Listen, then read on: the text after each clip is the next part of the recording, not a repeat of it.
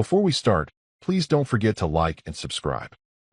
Neon signs buzzed like electric wasps over the entrance of Eden, the kind of Miami club that mistook velvet ropes for royalty and DJs for profits.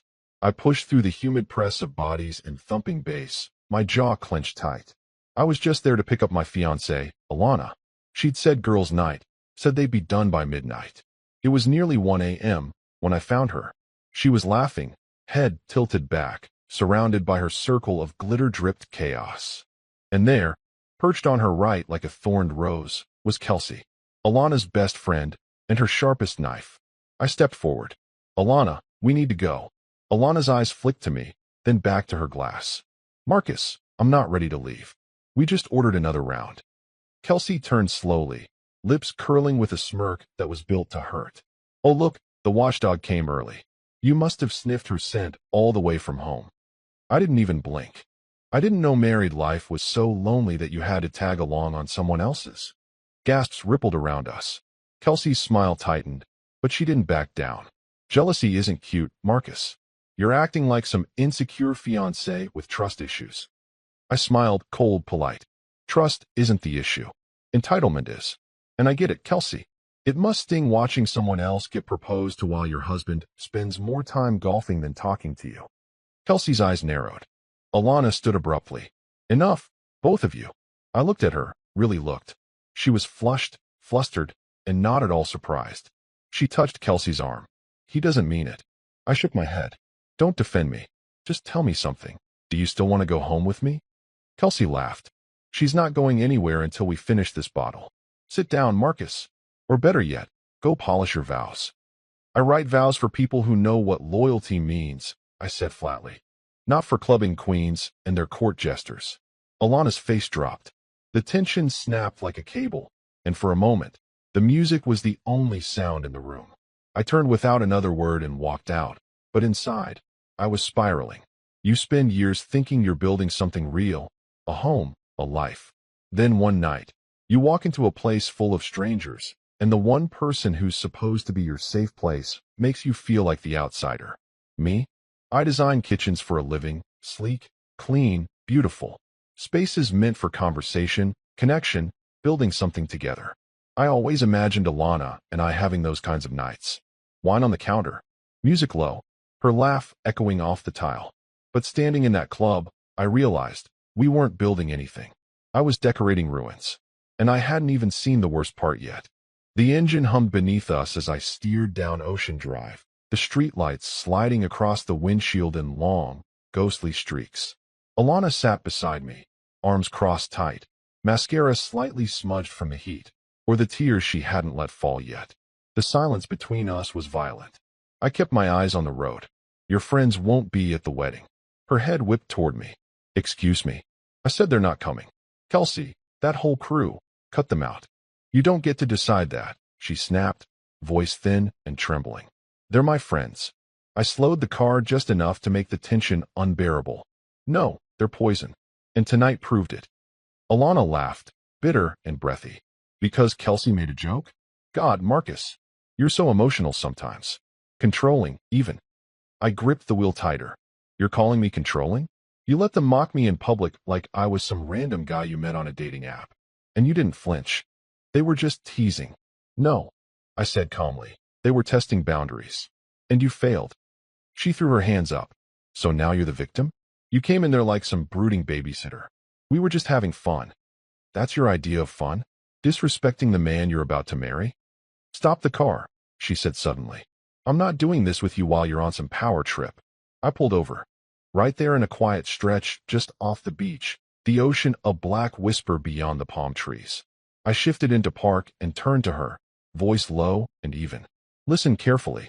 I love you, but I won't share my life with people who laugh at my expense, who bring nothing but ego and noise.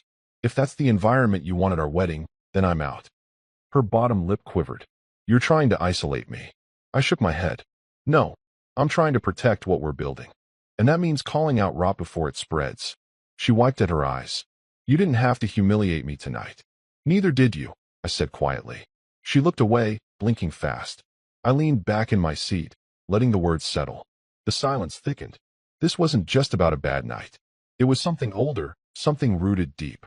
You ever wonder, I said after a pause, why every time you're with them, you come back colder? Alana didn't respond. They drain you, I continued. They parade as your friends, but they thrive on chaos. Kelsey, she doesn't want you happy. She wants you stuck in the same loop she's in. You don't know her, she muttered. I know her type. She keeps you laughing just long enough to ignore what's falling apart behind her. And if I ever mattered to you more than her approval, tonight would have looked different. She exhaled sharply. This isn't how I thought the night would go. No, I said, but maybe it's how it needed to. We sat there for another minute, the glow of passing cars painting her face in waves. She wasn't crying, but she wasn't composed either. Just caught. I started driving again, slowly this time. When we pulled into our building's lot, I didn't say anything. I parked, shut off the engine, and opened my door. Marcus, she said quietly as I stepped out. I looked back, one hand on the door. Yeah. Her voice was soft. I didn't expect you to make me choose. I held her gaze. I'm not. I'm asking if you've already chosen. She didn't reply. The door shut between us with a gentle click, but it felt like a gavel. It was late Thursday when it happened. Not the words, not the walkout, just the shift. The quiet, certain realization that I was living with someone who no longer cared how much her choices cost us. I was at the kitchen counter, pouring a splash of whiskey into a glass. The lights were dim, soft jazz playing low from the speaker on the shelf. I heard her heels first, sharp taps down the hallway. She entered with that carefully curated look, black dress, glossed lips, hair pulled into the kind of effortless wave that took effort. She didn't look at me when she grabbed her clutch off the table. I'm going out with the girls, she said casually, like she was telling me she'd picked up milk. I let the silence hang for a moment. You're serious? I asked. Alana finally met my eyes. Yes, Marcus. I'm not going to stop living just because you had your feelings hurt. I didn't flinch. You still think this is about hurt feelings? She sighed, annoyed. I think this is about control. Again, I've already apologized for the other night. No, you didn't, I said calmly. You rationalized it. There's a difference. Alana set her clutch down harder than necessary. You want me to sit at home and prove something to you? Like I'm on probation or something. I want respect, I replied. And if that feels like punishment to you, then maybe we've both been fooling ourselves. She rolled her eyes and crossed her arms. Here we go again. I took a slow sip of the whiskey, then set the glass down carefully. My voice stayed low. Steady. If you walk out that door tonight, don't expect to come back. Her face twisted. Are you threatening me now? No, I said. I'm giving you clarity. Alana laughed, disbelieving. Wow. So this is it, huh? You're going to lock me out for going to a club? I nodded. Not because you're going, but because you're going anyway. She stared at me for a second, trying to read whether I meant it. You've changed, she muttered. No, I said. I just finally stopped explaining the obvious. She grabbed her clutch, shoulders stiff. You'll regret this. I didn't move. Then we'll both finally be even. Without another word, she turned and walked out, the door swinging closed behind her like the end of a scene. I stayed at the counter for a while, finishing my drink. Then I stood, walked to the hallway panel, and reset the front lock code. At dawn, the buzzing started. The pounding. The slamming.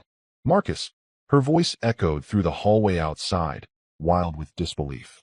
Open the door. This isn't funny. She banged again. Are you serious right now? It's 5 in the morning. I sat on the couch, phone in hand, watching her on the security cam. Barefoot now. Her heels dangled from one hand. Mascara slightly smudged, rage blooming across her face. You locked me out? You actually locked me out? Neighbors began to peek from their doors down the hallway. Alana shrieked. Don't look at me like that. I live here. A woman from 2 doors down gently closed her door. A man across the hall stepped back inside. Alana turned to the camera, eyes blazing. You're pathetic. She screamed. This is abuse, Marcus. You're not the victim. I didn't move. Didn't speak. I just watched. She eventually slumped to the ground by the door, her head in her hands. And for the first time in days, the apartment felt still. Not peaceful, but honest. And that was enough for now. The next morning, I found myself at a corner booth in Baldwin's Diner. One of those spots that still smelled like burnt toast and powdered sugar, where the waitresses called you Han, without even looking up. I hadn't planned to talk. Honestly, I didn't even remember texting Dylan. But there he was, sitting across from me, nursing a black coffee, watching me with that familiar squint of quiet concern. She really just stood there? Dylan asked, eyebrows raised. On the floor outside our place. For over an hour, I said, stirring my coffee even though I hadn't added anything to it. Yelling, sobbing, trying every key she had. I didn't open the door. Didn't even speak. Dylan whistled low. Man, brutal.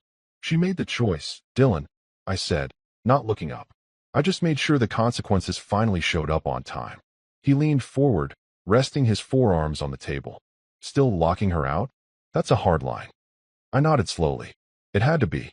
The clink of dishes and the soft buzz of morning conversations filled the space around us. Outside, people passed the window in twos and threes, laughing, sipping lattes, walking dogs. Ordinary life. I used to think mine looked like that too. She used to be different, I murmured. Or maybe I was just blind to the warning signs. I used to think we were building something, like all this planning, the apartment, the wedding. It meant we were headed somewhere. Dylan raised a brow. And now? Now I feel like I was just decorating someone else's stage. He was quiet for a moment. Then, you still thinking about canceling the wedding? I didn't answer right away. Just stared at the coffee as if it might answer for me. Truth, I finally said. I've already decided. I just haven't said it out loud yet. Dylan leaned back. Then say it now. I looked up. I'm not marrying someone who thinks loyalty is negotiable. I'm done trying to change people who are proud of being unchanged. He nodded slowly. That's the first real thing you've said all week. I reached into my pocket and pulled out the ring, her ring. Platinum band, solitaire diamond. It caught the diner light in all the wrong ways. She wanted a halo setting, I said, placing it in the middle of the table like it didn't burn. Something that looked like forever. I should have known, then she only cared about how it looked. Dylan stared at the ring, then at me. You really done? I nodded. She made this feel like a competition. Like being with me was a burden she was constantly negotiating. I don't want to beg someone to pick me. She might come back, he said. Might apologize. She might, I replied. But that won't make her honest. And I'm tired, man. I'm just tired. A moment passed. Dylan picked up the ring, turned it in his fingers, then set it down gently. You're doing the hard thing, but you're doing the right thing. I forced a small smile. Remind me of that later, will you? When everyone's asking why the wedding's off and Alana's out there rewriting the story.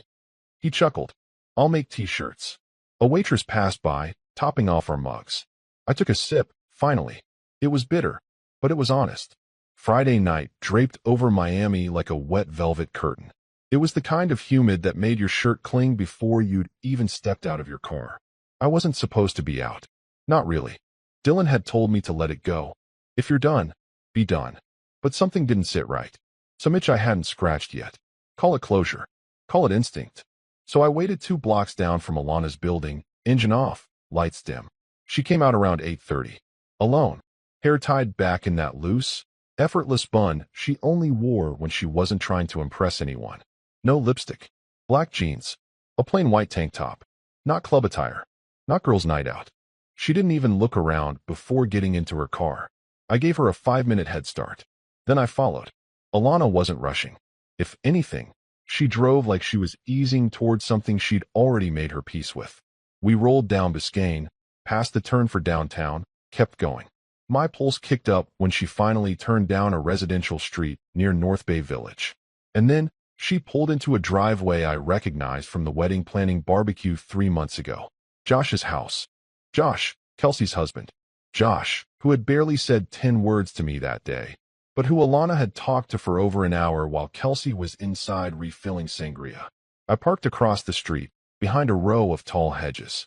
From my angle, I couldn't see much, but I saw enough. Alana didn't knock. She didn't hesitate. She walked right up to the door and used a key.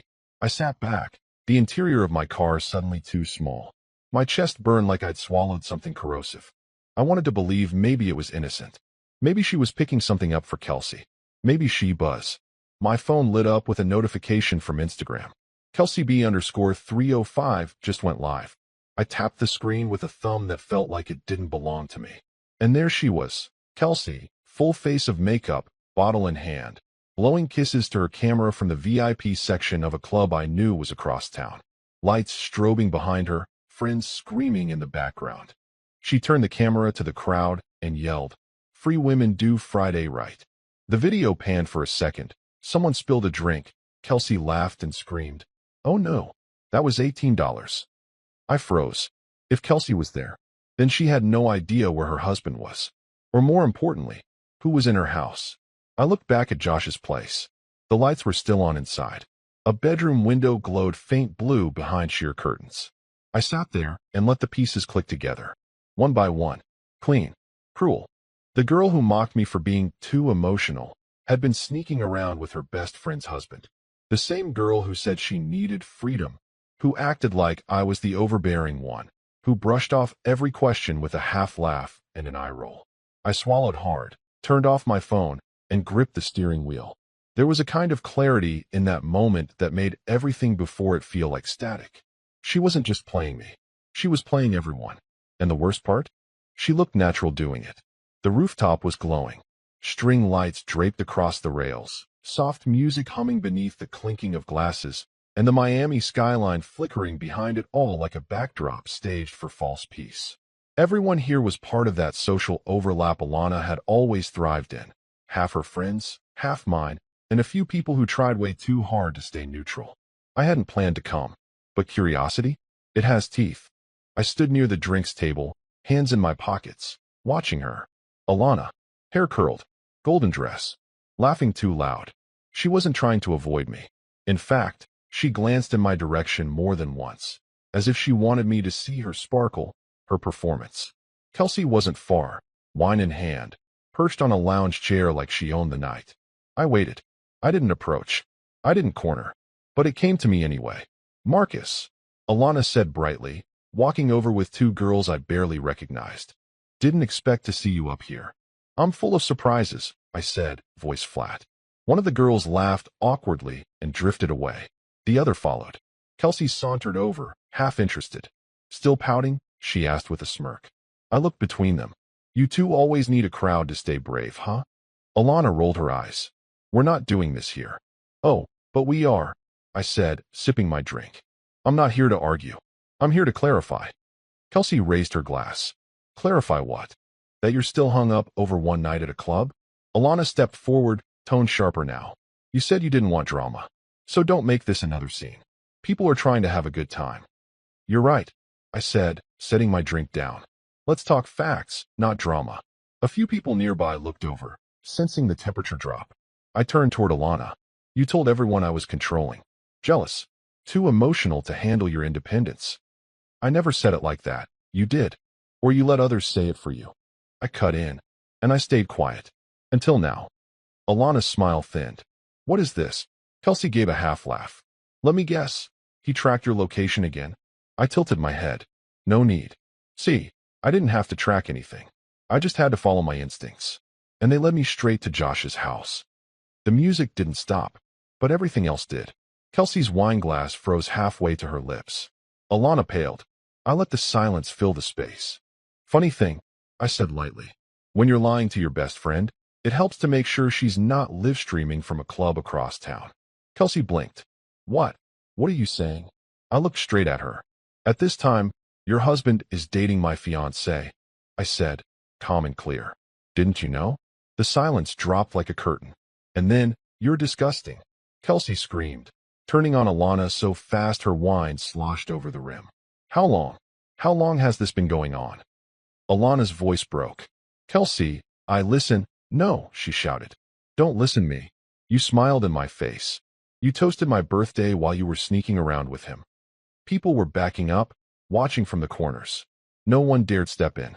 "I didn't mean for it to happen like that," Alana said, eyes darting. It got complicated." "Oh, I'll make it simple for you," Kelsey hissed, stepping closer. "We're done. Friendship? Dead.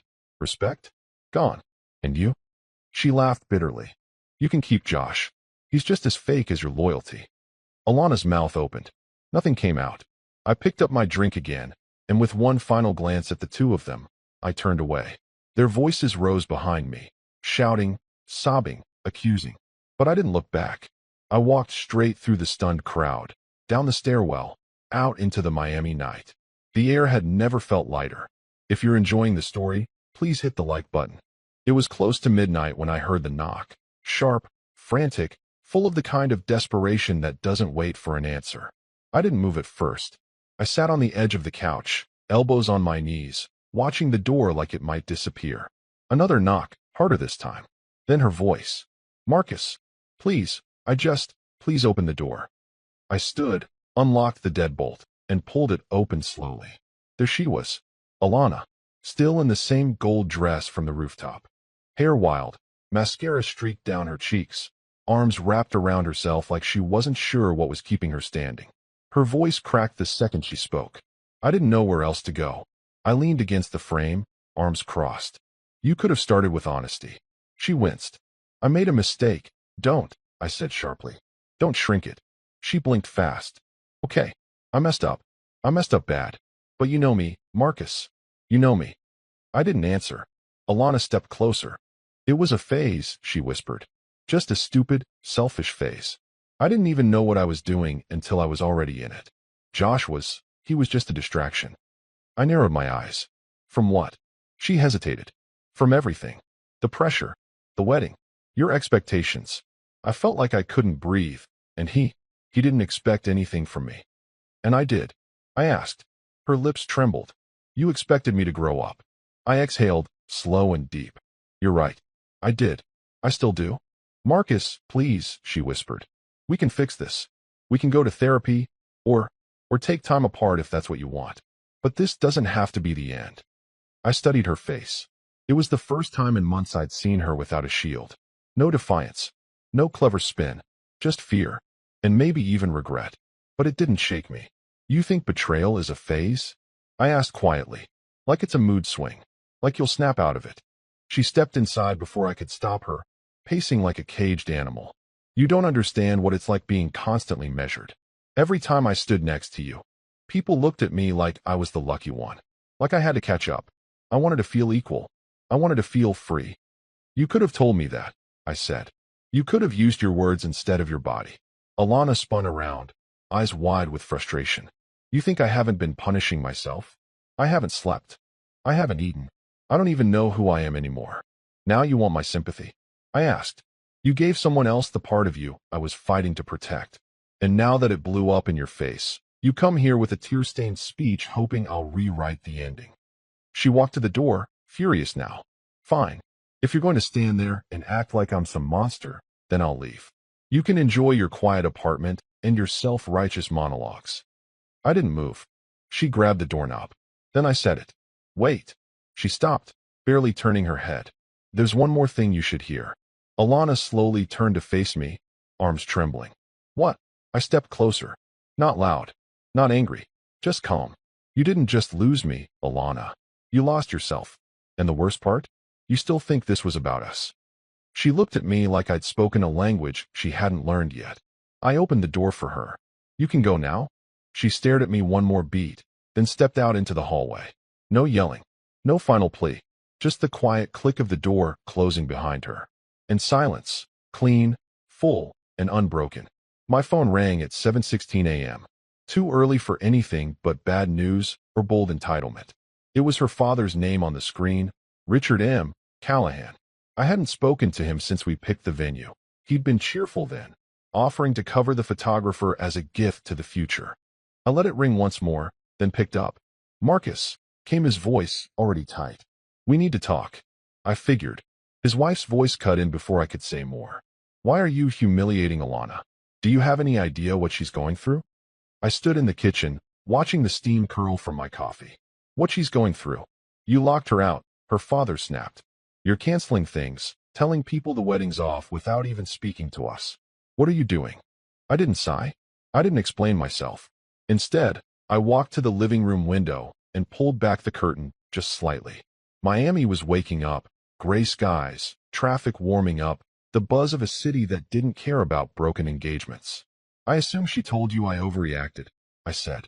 There was a pause. She's heartbroken, her mother replied. Because she got caught. Another pause. Longer this time. I turned away from the window and sat on the couch. I'll be honest with you both, since your daughter wasn't. Alana's been seeing someone. For a while. His name is Josh. Dead silence. I found out by accident. Followed her. Watched her use a key to get into his house. Kelsey, her friend, his wife, was across town at a club. Had no clue. Your daughter wasn't going out with friends. She was going behind backs. Still nothing. She's been lying to me. Lying to Kelsey. And now she's lying to you. Josh, Richard said, voice low. As in Kelsey's Josh. Yes. A breath caught on the other end. Like someone just realized the air was poisoned. She never mentioned. Her mother started. No, I interrupted. Because she knew what it would sound like. What it was. There was a long, stretched silence. Not defensive. Just unraveling. Finally, her mother spoke again, this time softer. I'm sorry, Marcus. This isn't what we were told. I didn't think it was, I replied. But I won't defend myself for closing the door on chaos. Then I ended the call. Not rudely. Not in anger. Just, done. I opened my laptop, logged into the wedding planner site, Timeless Vows. The homepage greeted me with pastel ribbons and countdown timers.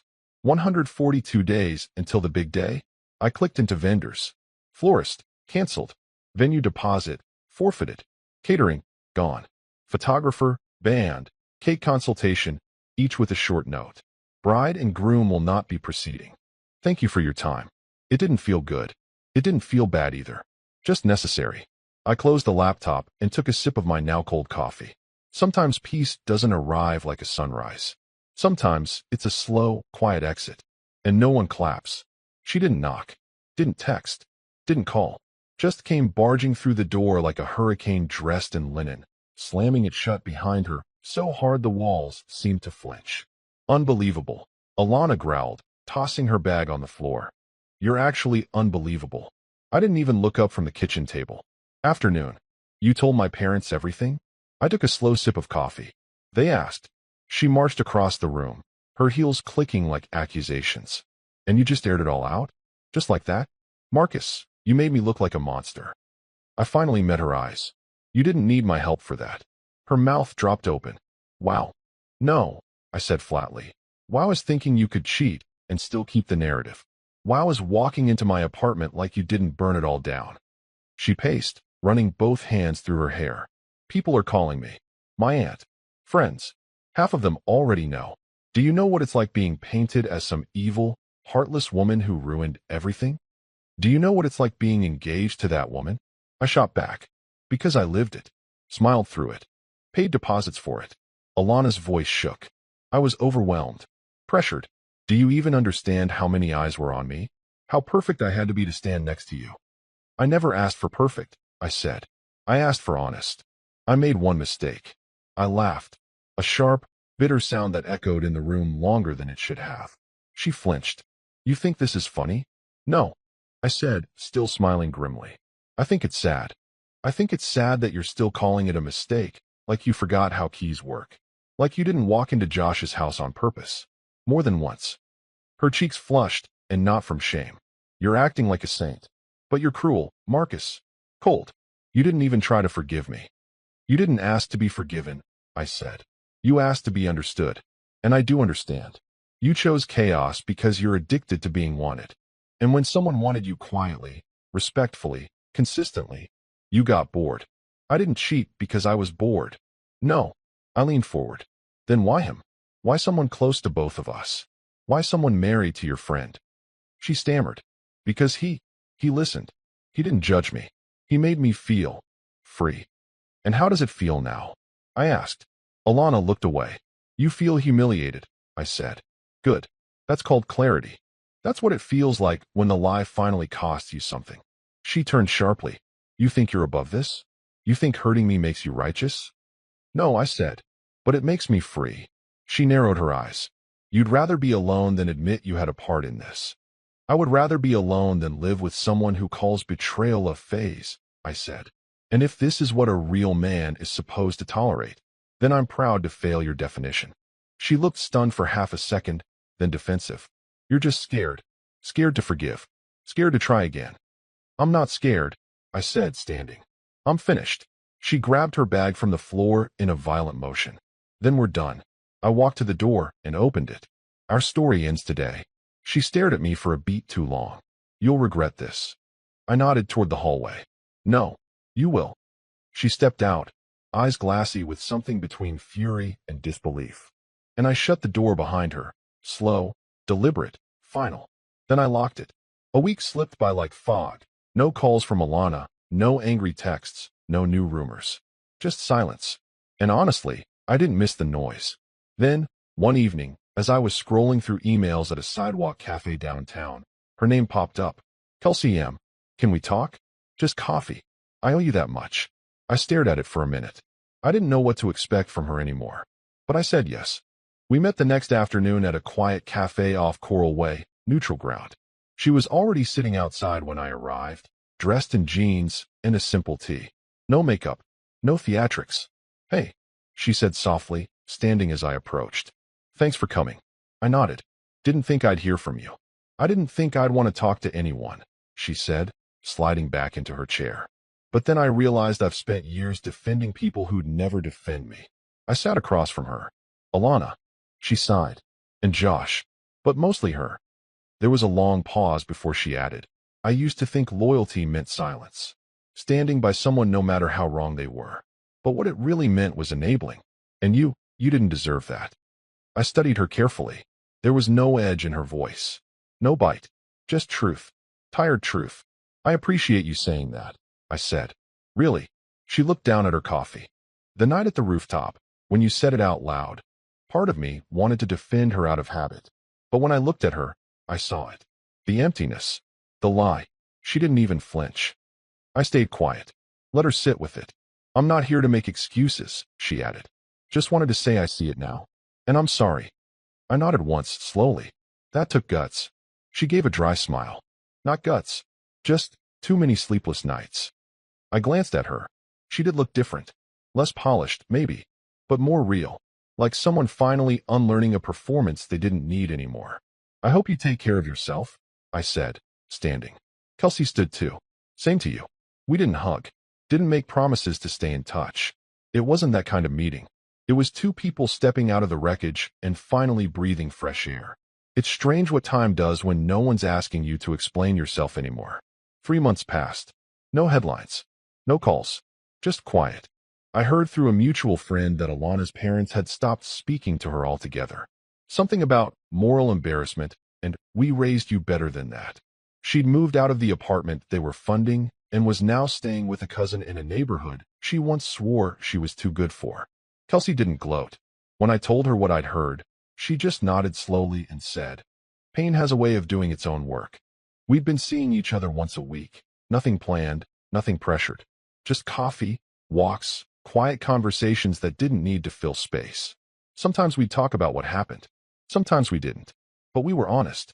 Always. One Saturday afternoon, we sat across from each other at a small park in Coconut Grove, sipping lemonade and watching a group of kids play tag across the grass.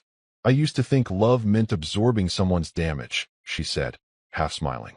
That if you loved them hard enough, their worst parts would just melt away. I nodded. Yeah, I thought commitment meant proving how much hurt I could carry without breaking. She glanced at me. And did you? I shrugged. I didn't break. But I'm not sure I should have had to carry any of it in the first place. Kelsey was quiet for a second. Then, it's weird. I spent so long being mad at Josh. At you. At her. And then one day I woke up and realized I was just tired of being angry. I looked at her. Same. We didn't touch. No romantic soundtrack playing behind us. Just two people, slowly realizing that healing wasn't about revenge or rebound. It was about recognition. I don't know where this goes, she said, looking out at the water. But I like where it is right now.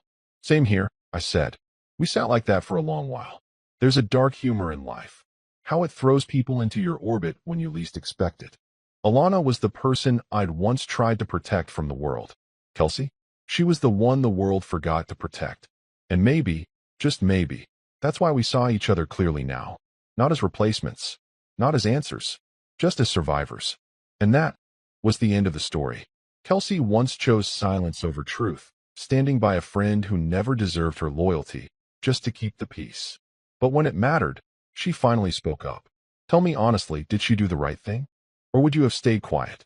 Drop your thoughts in the comments. And if this story hits something real, don't forget to like and subscribe. I've got more